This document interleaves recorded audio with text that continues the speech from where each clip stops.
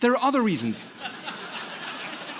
There are other reasons why it's perhaps harder now to feel calm than ever before. One of these, and it's paradoxical because it's linked to something that's rather nice, is the hope we all have for our careers. Never before have expectations been so high about what human beings can achieve with their lifespan. We're told from many sources that anyone can achieve anything. We've done away with the caste system. We are now in a system where anyone can rise to any position they please, and it's a beautiful idea.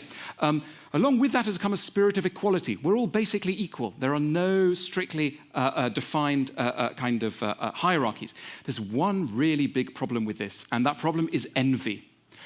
Envy, it's a real taboo to mention envy, but if there's one dominant emotion in modern society, that is envy, and it's linked to the spirit of equality. Let me explain.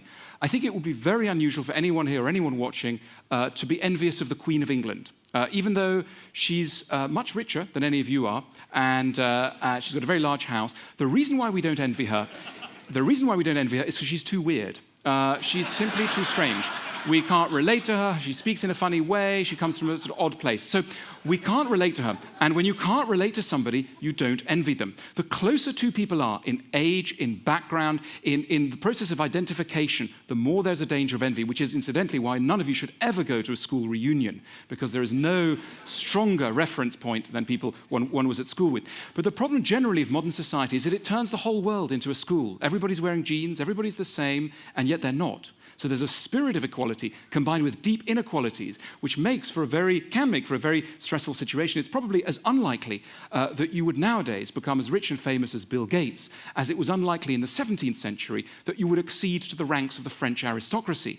But the point is, it doesn't feel that way. It's made to feel by magazines and other media outlets that if you've got energy, a few bright ideas about technology, a garage, you too could start a major thing. And the consequences of this problem make themselves felt in bookshops. When you go to a large bookshop and look at the self-help sections, as I sometimes do, if you analyze self-help books that are produced in the world today, there are basically two kinds. The first kind tells you, you can do it, you can make it, anything's possible. And the other kind tell you how to cope with what we politely call low self-esteem, or impolitely call feeling very bad about yourself. There's a real correlation between a society that tells people that they can do anything and the existence of low self-esteem. So that's another way in which something that's quite positive can have a nasty kickback. There's another reason why we might be feeling more anxious about our careers, about our status in the world today than ever before. And it's again linked to something nice. And that nice thing is called meritocracy.